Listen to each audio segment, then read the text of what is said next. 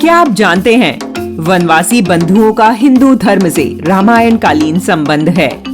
पवन सुत हनुमान जी, सुग्रीव, बाली, जामवंत समेत सभी वानर अर्थात वन में रहने वाले नर हैं। रामायण में राम के वनगमन में मिलने वाले सभी लोग वनवासी हैं, जिन्होंने राम के बहुत बड़े संकल्प और सत्कार्य में अपनी महती भूमिका निभाई है।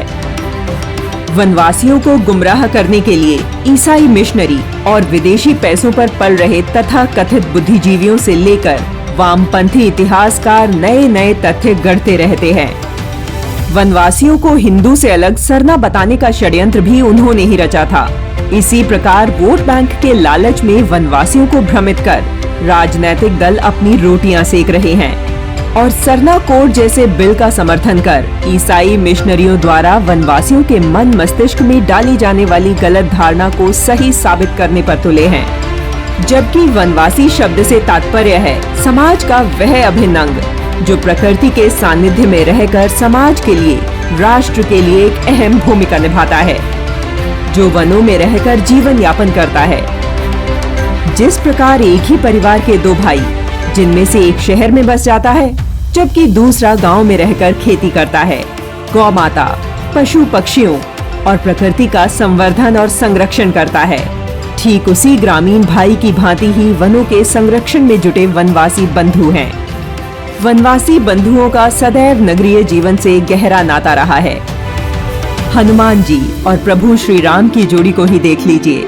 हनुमान जी वास्तव में कोई बंदर नहीं, अपितु वन में बसने वाले मनुष्य हैं और उनके परम प्रिय हैं भगवान श्री राम।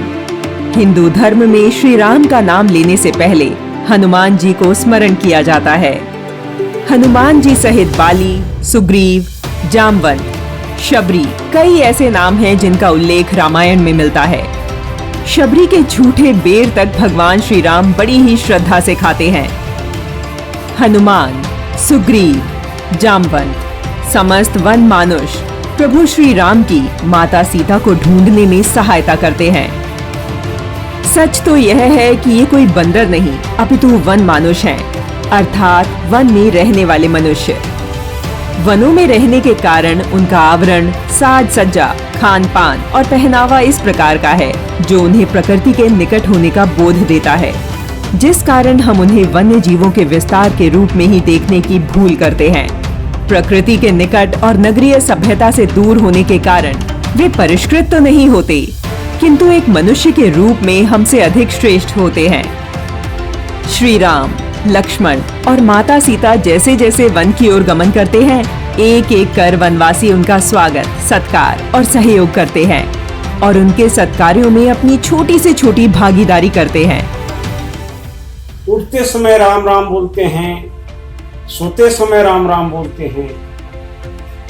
राम के साथ खरवार समाज का बहुत घनिष्ठता है। लोग शाम संध्या के समय में हाथ पैर धो करके रामायण पाठ करते थे, तभी खाना खाते थे, ऐसा लोग बताते थे। अभी भी प्राय घरों में लोग रामायण रखते हैं। घर घर में भगवान राम का चित्र, हनुमान का चित्र खरवार समाज में है। एक बहुत बड़े संत हुए संत सुरमाल दास जी खराड़ी, जिन्होंने अपने तप के बाद में समाज के भक्तों को बताया कि राम का नाम जप करें और जय सीताराम का अभिवादन करें, और उन्होंने जनोई पहनने के लिए भी निर्देशित किया। ऐसे असंख्य उदाहरण हमारे ग्रंथों में मिलते हैं, जहां अलग अलग वनों में वनवासी टोलियों में रहते थे, परंतु उनकी जीवन शैली अलग होने के बावजूद वे मूल रूप से सनातन परंपरा और हिंदू धर्म के अभिन्न अंग हैं। दुर्भाग्यवश पहले मुस्लिम आक्रांताओं और बाद में ईसाई शासकों ने भारत के वनवासियों के जीवन को प्रभावित किया। मुगलों ने भारत में धर्म परिवर्तन के लिए क्रूरता का मार्ग अपनाया और बाद में ईसाई मिशनरियों ने प्रलोभन तथा अन्य सभी संभव प्रयासों से हिंदू समाज को छिन्न भिन्न करने का प्रयास किया और यह प्रयास आज भी जारी है। ऐतिहासिक साक्ष्यों के अतिरिक्त यदि हम विज्ञान की बात करें तो टॉमस किसिविल्ड, संघमित्र सेनगुप्ता और पार्था मजूमदार जैसे अनेक जेनेटिक वैज्ञानिकों ने अपने शोध में पाया है कि लगभग 12,000 वर्ष से किसी बहुत बड़े बाहरी समूह का आगमन भारतीय उपमहाद्वीप में नहीं हुआ। मानव विज्ञानी सुशांत राय चौधरी ने अपने अध्ययन में पाया है कि जो हैप्लोग्रुप यू उत्तर भारतीयों की अनुवांशिक संरचना का हिस्सा है, वही पूर्वी भारत की संथाल जनजातियों की संरचना में भी विद्यमान है। विज्ञान, इतिहास और सनातन परंपराएं भी इस तथ्य को पुष्ट करते हैं कि भारत के सभी निवासियों का रक्त एक है।